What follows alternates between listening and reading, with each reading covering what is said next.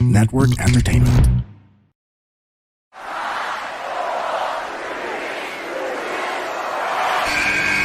Who's ready for story time? What's going on? This is Xavier Woods, aka Austin Creed. Let me talk to him. Hello, WWE Universe in the Philippines. This is Charlotte. Hey everyone, this is Jeff Cobb. I have to finish the story. We are pretty deadly. Yes, boy. Yes, boy. Run! Bang! The sniper is shooting you down. This is TMDK's Robbie Eagles. Hey, this is the Cosmic Cactus, Paul London. Hello, my name is Ilya Dragunov, the Czar, the NXT champion, and you're listening to... And you're listening to... And you're listening... And you are listening... And you're listening to the Wrestling Podcast. The Wrestling Podcast. The Wrestling Podcast. The Wrestling Podcast. To the Wrestling Podcast. Yeah.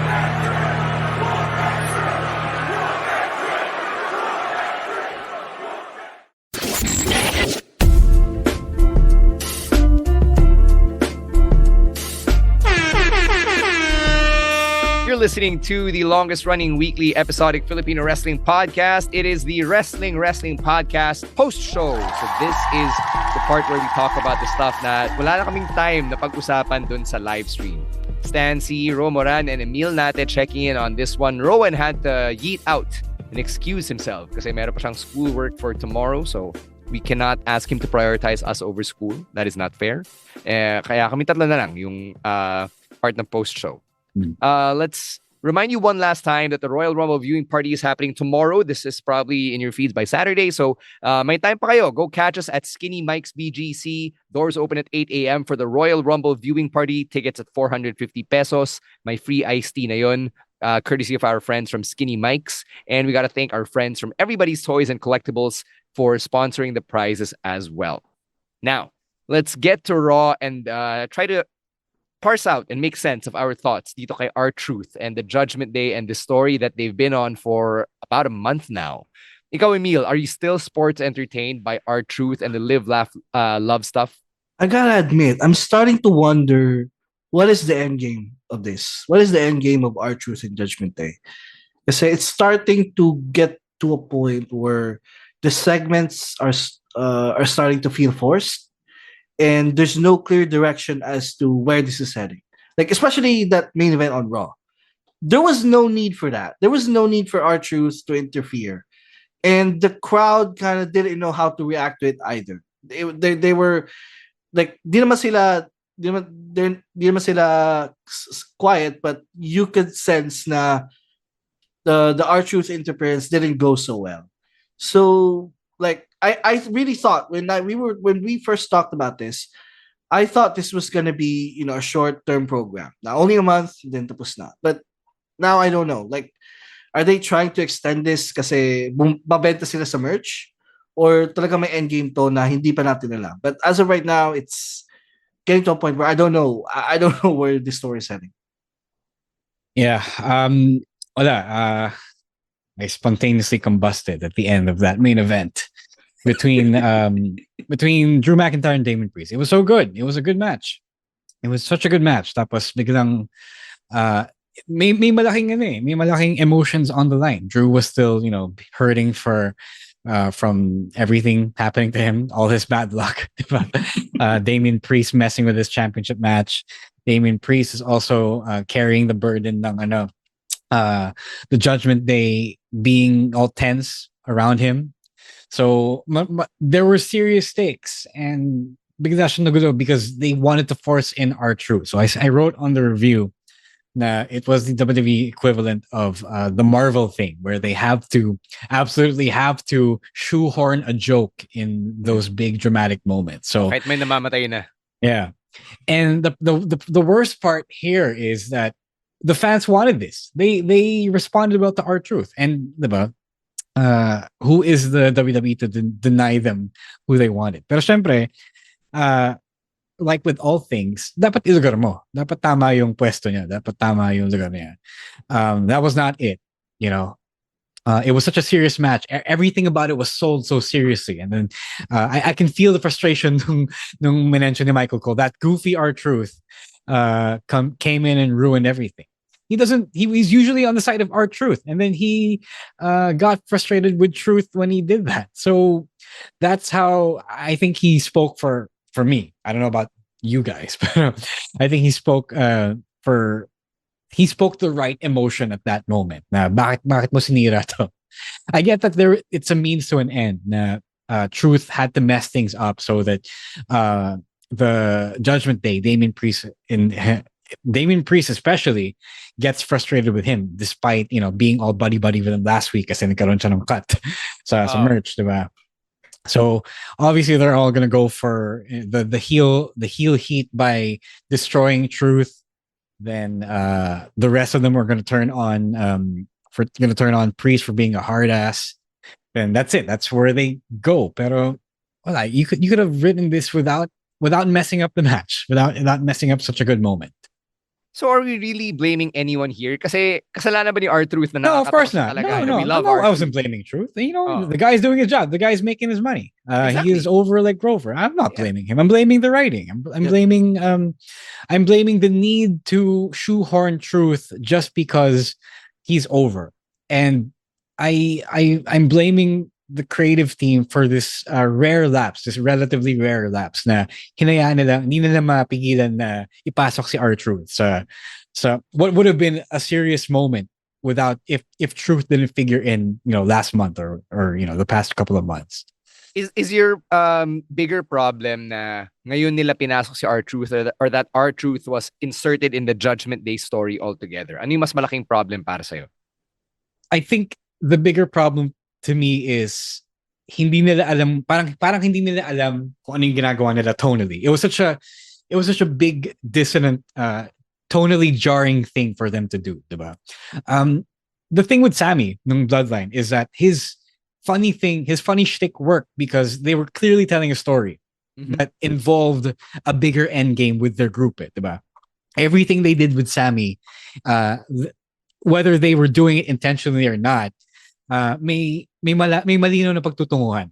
But ito wala eh. They're just shoehorning the comedy skit because it's getting over on social media. Exactly. All right. Let's cross over to NXT, and we got some big news coming out of this week's episode with Ava being the new NXT general manager. She's also the youngest authority figure in the history of WWE. And none other than William Regal made his return to WWE TV para i-announce sa buong mundo in what had to be like a backstage moment or whatever na si Ava na yung new GM, which we've kind of been getting for the last month or two na rin. Parang sinoft launch na rin siya as GM, di ba? Siya yung gumagawa ng decision, siya yung nasa gitna ng mga nag-aaway, di ba? Sa kanya lumalapit yung mga tao. We've never seen Shawn Michaels on TV. It's always Ava, lumalabas siya mula sa office ni HBK, tapos siya yung mag-a-announce ng move. So sinoft launch na siya, tapos ngayon hard launch na. Yeah. So this one was very timely kasi earlier that day they announced The Rock as part of the board of directors. That's right. Yeah. So in kayfabe parang may power si Rock over the decision of having. Yeah, but they didn't say that. Yeah, but that wasn't a story, right? But it seemed like that way, di ba? So like remember when she first did this and it was so random, and now we kind of just accepted her. Now, okay, she's a GM now, and it's so funny how we got here. Sana sinabi ni Regal na okay, you've been doing this because you were our OJT ni Shawn Michaels. Okay, At least acknowledge the fact that this is weird that she was the one talking to Shawn Michaels this whole time. Yeah, but hey, she's a GM now, so. Usually, okay, ganito kasi yan. If you're shoehorned, if you're suddenly named to an authority figure role and you don't actually have the gravitas of a wrestling career to have that role, it usually means you're not ready for the ring. They think you're not ready. So it happened to Tiffany. What's her shoot name? What's her government name? Taryn Terrell, yeah. So that's what they did with Tiffany. I believe they did that with someone else as well. Mike Adam Lee. Yeah. No, but Mike Adam Lee wasn't supposed to be a wrestler. Taryn Terrell was supposed to be a wrestler, diba? So it's kind of sad. had this big deal over Ava being a part of the schism, diba? Tapos magiging NPC pala siya. So it isn't a good look when you really think about it, and if you're savvy and familiar with how these things work backstage. But you know, her dad is the board, a board of director, diba? So she's not going anywhere anytime soon. Yeah, I mean, I can kind of relate to it. Yung parang, I guess from my own experience, nung naging authority figure ako ng PWR, Yes, parang, who you ako, diba? Like, who was I to come out there and like be the authority figure ng PWR? Pero dinaan ko sa, ako lang yung may suit sa buong roster. Tapos mas magaling ako magsalita on the mic than like 98% of the roster. The podcast outdated yung ano. Outdated yung ano. Who you din yung podcast nun eh. Still, I guess. You were a name already. No, not yet. No, not yet. Yeah, not yet. Oh, he wasn't a name. We weren't names yet. None of us. Who you kaming lahat. Oh, yeah. Pero medyo nakaka-relate ako dun sa pagka-who you ni Ava in terms of being an authority figure. It's just that I don't have the last name Johnson. So, you know, clearly I had a more uphill climb. You didn't have the last name C. Well, yes. Okay. But, you know, good luck to Ava. May endorsement siya ni William Regal. Clearly, may endorsement siya ni HBK. And everybody seems to be fine in this direction. So, I hope na she's able to hold her own. Iniisip ko na lang, if NXT is developmental, and then that's where their careers all start and bloom, di ba? Baka dito na rin yung parang training ground ng mga authority figures. Possibly. Yeah. I guess. I didn't know na may developmental pala for general managing. Clearly, meron na. Sinimulan na ni Ava eh. Yeah. Sticking with NXT here, Elektra Lopez is feuding now with Lola Vice. Sobrang random nito. I have no idea who the face is. I think she... no, it's Elektra. Elektra's the face. Kasi Lola was the one who turned on her. She was the one who melted down on her. During the Battle Royal. Yeah, when she was cutting her promo, she was talking about how she was working hard. Tapos siya yung doer, kumbaga. So Lola Vice was also a doer, except that she was just shaking her ass to get to WWE. So she was extolling the virtues of her no. Elektra was extolling the virtues of her hard work as an independent wrestler, diba? Yeah, as an actual Lola wrestler. Vice having like whatever clout outside WWE. Yeah, so she's very clearly the face here. I guess not clearly because you couldn't figure it out. But what I noticed, because she mentioned specifically Santos Escobar and Legado del Fantasma. That is a bit of a random throwaway line that is not that random because for the most part they wanted us to forget na she was part of Legado when Legado got called up, diba? Diba pinatan siya with Zelina Vega, right? So I'm thinking now because Legado turned heel, or Santos turned heel and formed a new Legado, what if this was like the Chekhov's gun for her to reunite as the original La Madrina nila, diba? So it's one of those things that could or could not happen, but you don't randomly throw out a line like that kasi. I don't know about especially in Triple H's WWE. Oh, yeah. Okay. Yeah, that's true. And again, this feud was very random. Kasi akala ko it's just one of those things that, it's every woman for herself. So I'm gonna throw you over because I want to win this match. Pero it turned to a feud na pala.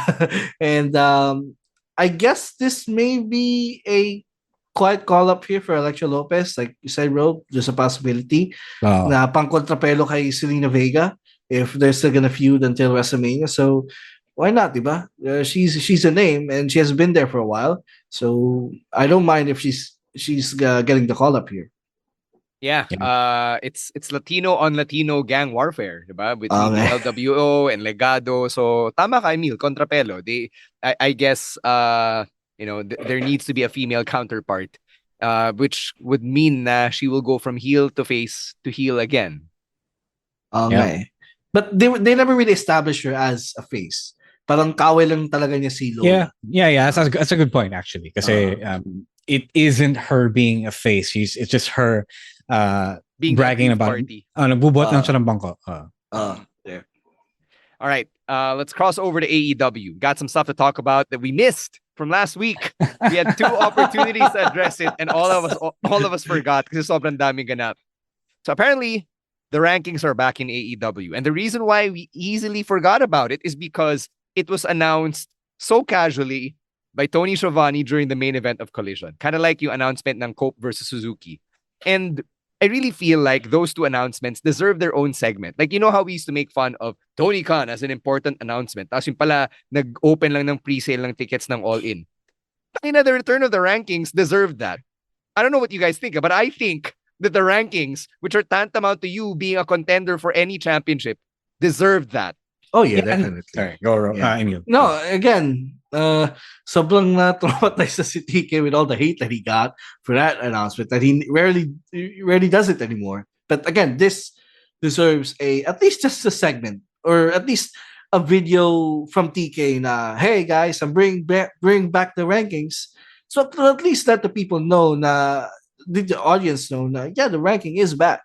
And we're basing people challenging for the titles we're gonna base it on the rankings again. And this is such a big deal because this is one of those things na they bragged about at the beginning of AEW na, hey, we're doing this ranking system, we're gonna based off wins and losses here. So and then nawala yun for a while, then people were suddenly complaining, oh, why is this guy getting a title shot? So this is all TK is doing na because he had that, again, this is one of those ripple effects ng kanyang Twitter rant na he questioned why Jinder was getting a title shot, and then people were also questioning TK why Hook is getting a title shot. So parang he got fed up by it and just, okay, you know what? I'm gonna bring back the rankings. Yeah.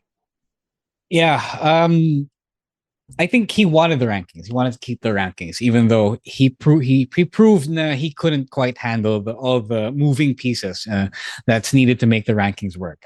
If we're gonna believe the rumors, Punk was the one who wanted to do away with the rankings because I think Punk was right there. Because not because I didn't like the rankings, but because he can see that they weren't making sense, and TK wasn't gonna follow them because he had other plans in mind. And yun nga, marami talagang nangyayari dun. If you really want to go forward with what you want, you have to make a lot of the pieces align with the rankings wise, diba? So gets ko yun.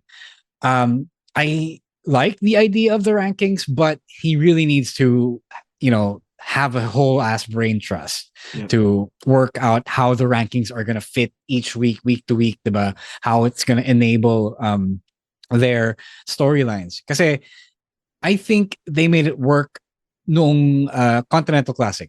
When it came to the rankings that were brought about by the points in the tournament. But that part is easy because it's a limited pool of a handful of guys, diba? Per group. So if you bring it up to a bigger scale, like the whole roster, dun tayo magkakaproblema. And that is one of those things that yes, he proved that he can do it, but only if it's small. So I don't know about this. Okay sana siya, it's really sports centric, and I like anything that's sports centric that copies from sports. But there are just too many things at play here. There's too many people on the roster. He did this himself. He signed all these people. It's a good thing, pero kung ganito lang din, if there are things that you want to force, let's just not do the rankings. Yung question ko rin with the rankings is, if wins and losses matter, how do you justify making someone who rarely appears on TV or rarely has a match, like Sting or like Miro, over someone who's regularly there and competing, like the guys from Top Flight? Strength of opponents, I guess. You gotta factor that in. That was not part of the first rankings, though. Yeah, if TK will bring back the rankings, I want him to for it to be better.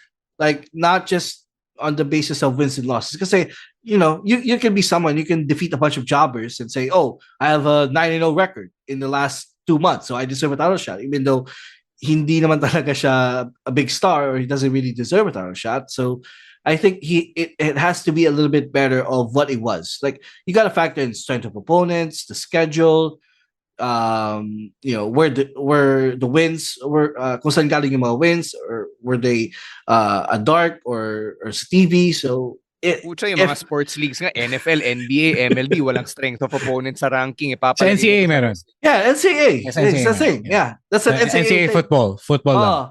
That's an NCAA basketball thing. Nope. Wala. No, meron sa when they drop the March Madness bracket. That's where it comes in. Okay. So it matters. So if he's gonna do that, then sagad yun na. Go all the way with it. Mm-hmm. Yeah, so ang dami pa rin questions with the rankings. And I know na it sounds weird kasi it might sound like there's a part of us that is rooting for this to succeed, but there's also a part of us that is criticizing it. But that's what we do on the podcast. But like ultimately, we want wrestling to succeed and to make sense, which is why we think and talk the way that we do. Okay, more AEW stuff. The Bang Bang Scissor Gang is a real thing. It's an official super group with the Acclaimed and Bullet Club Gold combining forces. So it also involves the Guns reuniting with Daddy Ass. Pero hindi pa rin natin nakikita as of Dynamite kanina if they're addressing and resolving their issues bilang mag-aama. Yeah, I like it. I like na in-acknowledge the TK na, okay, the Bang Bang Gang got over as faces, even though they were not at first. Can you imagine that the Guns actually got over? Okay. Legitimately, but also mostly because of Jay White. It didn't click right away bakit sila nagsasaling pwersa until I remembered that the Guns are actually Billy Gunn's kids. So that's the connection there. Imagine the devil brought them together. Yeah. Yun na pala kailangan eh. I don't like Jay White as a face. He's actually pretty funny. Yep. He's actually pretty convincing here. I think it helps na mas nakaka-connect siya to an English speaking crowd, because for the most part when you're an English speaker in Japan, you're mostly just there for the Japanese audience, diba? And they treat you as someone who's just there. So gets ko kung paano siya naging over as a face in America, because he is actually pretty funny. He's actually kind of a funny dude, and I actually appreciate that about him. So I like that. I also wish they would address the gun-sized elephant in the room, where they did turn on their father, and then their father did choose the Acclaimed. So I figure that's their built-in out when the time comes for the group to separate, diba? I don't hate it. Like with other things, it could have been written better, but I think they got here in a natural way. Yeah, saka when they did that promo on Collision, they did say na they're going together because there's a bigger threat, which is the Undisputed Kingdom. But they never said that they want to reconcile. Maybe we'll get that at some point. We'll get that at some point. They will bond again, and things will go okay with the Gunn family. But yeah, I like this. I like this team. I like this this unification of the Bang Bang Scissor Gang. Plus with Jay White, kasi I've seen him as a heel for so many years. Now I want him to do something new. I want him to try. It's the same thing. It's the same complaint I had with MJF before this face turn. He has been so comfortable as a heel that I want him to go outside of that and try to be babyface. Kasi mali mo it would work. It worked with MJF. So who knows? Maybe it will work, and I know it will work because Jay White is a talented performer. So I'm glad that they're going over the babyface territory for once here, and the Guns are over now, and Jay White, I believe that he can pull this off. Do you think that this will lead to Bullet Club Gold turning on the Acclaimed? There's a possibility. Yeah. Oh, I think that's what's gonna happen. Yeah. Sila naman yung heels talaga eh, diba? Yep. So ano lang to, parang Adam Cole MJF all over again. Maybe it is. It's not that I'm saying that. It's more of yun nga, yung sinabi ko kanina, if it's time to break the group up, the natural heels here are still the Bang Bang Gang. Although I've been seeing some people on Twitter saying the Acclaim can be the ones turning heel here, and then they'll get rid of Billy Gunn and be a team again, be a heel team again. Because they've been faces for over a couple of years. Yeah, but they're now, naturally over kasi. Yeah, that's true. Mm-hmm. Right. One last thing. Cope Suzuki. Oh, man, what a fun match. Pero for as fun and as much of a dream match as it was, I'm really still not over how it was just announced in the middle of the Collision main event. Grabe, what a miss. I've noticed this as well. Especially when they announced Danielson versus Nagata for Collision to go up against the Rumble, diba? Maraming, again, it's like the Vikingo thing. Maraming say, who's Nagata? Even though he is a 90s WCW wrestler, diba? It's one of those things that, again, Tony Khan is really banking on his internet crowd, his smart crowd, to just fully understand and then do the work for him, diba? But it's not the way to go. I don't know if people who don't know people like Nagata and Suzuki are trolling everyone else, or they legit don't know and then they want to dunk on Tony Khan because he's booking people that only smarks know, the hardcore nerds know. Tapos he's expecting everyone to, collectively gush in amazement because he's putting on these dream matches on the card. But it's you do need to do the work. It's easy to say, Google this, Google that, watch on YouTube, go search for it on Fight or whatever. But you are in the business of promoting. You are running a wrestling promotion. Diba? The name of the game is promoting, and you gotta promote. It's not enough to just throw the names out and then have everyone else do it for you. Have the fan base explain it to the rest of the people who might not know. Diba? It has to come from you. The effort has to come from you. I felt sad kasi kanina nung main event, I was watching it and I saw that the crowd was barely reacting. There was like half of the crowd. I don't know if the crowd was small. It's one of those sad things, but it felt like only half of the crowd was really understanding of what they were seeing before them. And that means that the rest, the other half, didn't know how important this really was, diba? You got commentary saying that it's a match nobody ever dreamed of because Adam Copeland was with WWE for his entire adult career. Yep. And nobody would ever think that he would go up against an NJPW legend and wrestle a poor rest style. But the rest of the crowd can't hear your commentary. They can't hear you saying that this is a dream match and this is a match that people should care about. Sayang lang kasi there were so many ways to set this up properly and not the casually drop it in the middle of the main event ng Collision, diba? Yeah, like I said, this is one of those things that deserve the Tony Khan has an important announcement. Exactly. Yeah. No, it does. Di man lang Di man lang yung announcement Why couldn't the music have played after the match versus diba? Sorry, who was it? Who did he fight? Last week? Yeah, on Sunday. One of the Dante. top flight guys. Dante Martin. Yeah, Dante. Diba?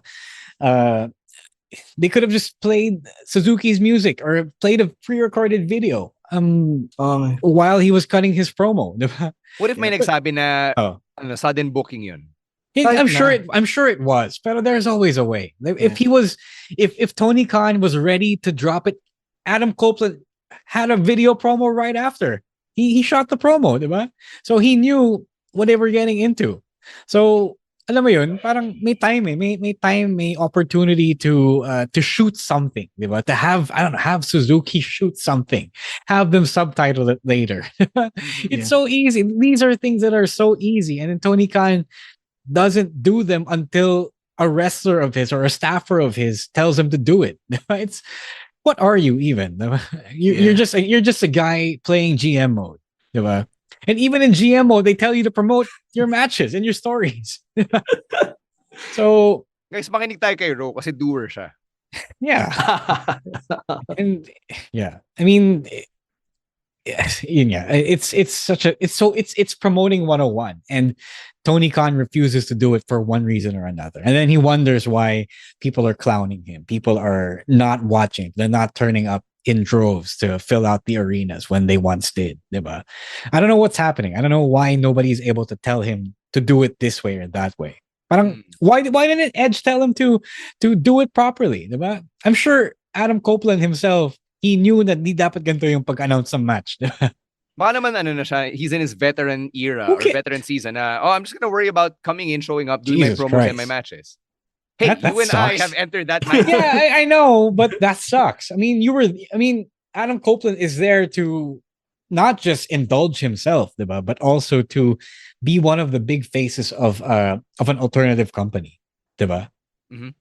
I guess yung frustration comes from the fact that this is simple branding and marketing. Like, you know, just trying to ground it in terms that everyday people might be able to understand better. It's marketing, diba? It's branding your show and telling people that this is why you should watch the next episode. This is why you should care about the main event. Yeah, you could argue now, okay, nobody's going to watch Danielson versus Nagano. Nobody's going to watch Collision because I mean Royal Rumble at the same time. But you should at least try because you are being paid to try. You're being paid by the network to try to do as many good ratings as possible, even though you know it's futile for this particular weekend. Mm-hmm. Yeah, I think you guys have said enough. Ang frustration ko lang dito is TK is the owner of the company and yet he doesn't know how to promote. It's crazy na you had these guys. Yung kay Suzuki, medyo may excuse ko pa yun kasi people, like Suzuki has been in AEW for a bunch of times already. But with Nagata... Clearly, Savannah doesn't care. Yeah, with Nagata, someone only appeared once before in AEW. So he has to do the work. Yeah, it doesn't have to be like super hard work. It's just, you know, a video vignette, promo, okay na yun eh. So may story kasi yung yung kay Cope. There's a literal open challenge. Oh, open challenge. Oh, so right. the challenger should have, you know, very clearly laid answered the challenge, diba? Yeah. That should have been a big point on Collision last Sunday. And Cope already said, "Na I'm seeing young guys. What about the veterans?" That would have been that was the point, to play the music, diba? Okay, yes. Yeah, Cope said it himself. Diba? What about the veterans? What about the older guys? Yun na yun. That was the opening for Suzuki to like appear or whatever. But it do be like that. Yeah, we will sayang. keep egging on TK for this until he actually improves on promoting. Yeah, Emil, may number ka pala niya. Tawagan No. Here in the podcast, we always talk about this, and again, we lagi nating inuulit because doesn't learn his lesson, diba? Doesn't do better on how to promote his matches. Like the matches that they have are some of the best matches you can have on TV, but the way they promote it, parang it's just another match. Sasabihin niya, bakit? May hundreds and thousands of dollars ka ba na pangsustento sa mga show every week? Ikaw ba nang gumagastos dito? Diba? So, just unfortunate. Write a long post when you can put on your own weekly TV wrestling show. All right, we got to get out of here.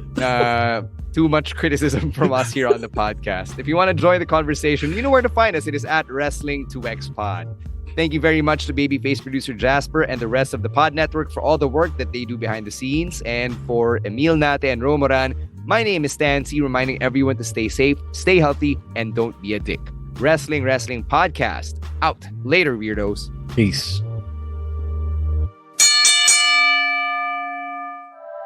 The opinions of podcast creators, hosts, and guests are not necessarily reflective of the official stance of the Pod Network Entertainment, its hosts, or other network programs. The content created by the people behind the podcast is personal and not meant to harm any religion, ethnicity, group, organization, company,